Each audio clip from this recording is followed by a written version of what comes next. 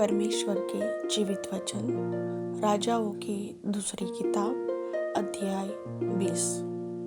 उन दिनों में हिजकिय्याह ऐसा रोगी हुआ कि मरने पर था, और आमोस के पुत्र यशायाह भविष्यवक्ता ने उसके पास जाकर कहा, यहोवा यह कहता है कि अपने घराने के विषय जो आज्ञा देनी हो वह दे, क्योंकि तू नहीं बचेगा, मर जाएगा। तब उसने दीवार की ओर मुंह फेर यहोवा से प्रार्थना करके कहा, हे यहोवा, मैं विनती करता हूँ, स्मरण कर कि मैं सच्चाई और खरे मन से अपने को तेरे सम्मुख जानकर चलता आया हूँ, और जो तुझे अच्छा लगता है वही मैं करता आया हूँ। तब हिजकिय्याह फुट फुट कर रोया। ऐसा हुआ कि यशायाह आंगन के बीच तक जाने भी न पाया था कि यहोवा का यह वचन उसके पास पहुंचा, लौटकर मेरी प्रजा के प्रधान हिजकिय्याह से कह कि तेरे मूल पुरुष दाऊद का परमेश्वर यहोवा यह कहता है कि मैंने तेरी प्रार्थना सुनी और तेरे आंसू देखे हैं। देख, मैं तुझे चंगा करता हूँ, परसों तू यहोवा के भवन में जा सकेगा। मैं तेरी आयु 15 वर्ष और बढ़ा दूंगा। अश्शूर के राजा के हाथ से तुझे और इस नगर को बचाऊंगा, और मैं अपने निमित्त और अपने दास दाऊद के निमित्त इस नगर की रक्षा करूंगा। तब यशायाह ने कहा, अंजीरों की एक टिकिया लो। जब उन्होंने उसे लेकर फोड़े पर बांधा, तब वह चंगा हो गया। हिजकिय्याह ने यशायाह से पूछा, यहोवा जो मुझे चंगा करेगा और मैं परसों यहोवा के भवन को जा सकूंगा, इसका क्या चिन्ह होगा?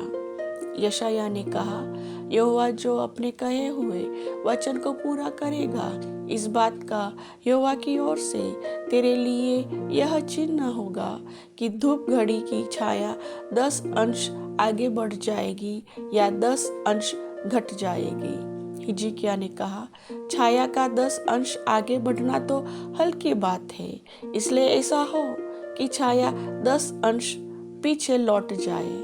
तब यशायाह भविष्यवक्ता ने यहोवा को पुकारा, और आहाज की धूप घड़ी की छाया जो 10 अंश ढल चुकी थी, यहोवा ने उसको पीछे की ओर लौटा दिया।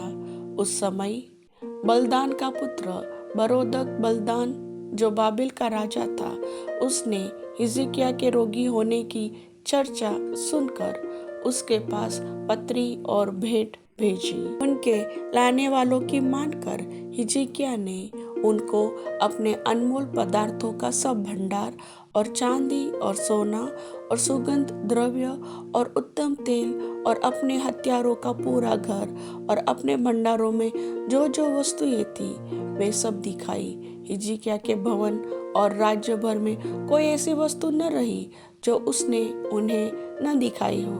तब यशायाह भविष्यवक्ता ने हिजकिय्याह राजा के पास जाकर पूछा, वे मनुष्य क्या कह गए और कहाँ से तेरे पास आए थे? हिजकिय्याह ने कहा, वे तो दूर देश से अर्थात बाबेल से आए थे। फिर उसने पूछा, तेरे भवन में उन्होंने क्या क्या देखा है?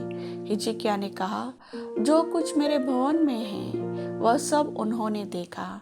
मेरे भंडारों में कोई ऐसी वस्तु नहीं जो मैंने उन्हें न दिखाई हो।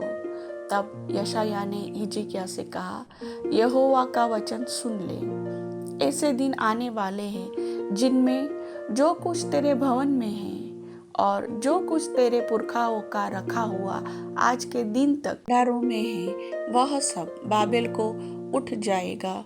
यहोवा यह कहता है कि कोई वस्तु न बचेगी, और जो पुत्र तेरे वंश में उत्पन्न हो उनमें से भी कुछ को वे बंदी बनाकर ले जाएंगे, और वे खोजे बनकर बाबेल के राजभवन में रहेंगे।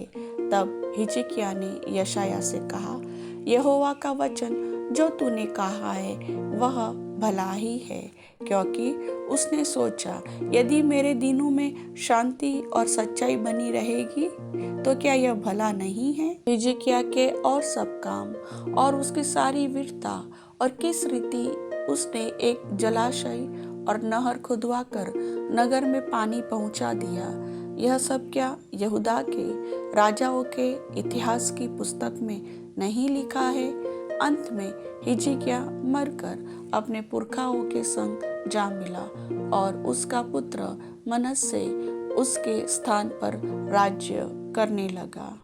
प्रभु वचन के सुनने वाले सभी भाई बहनों को आशीष दे। आमीन।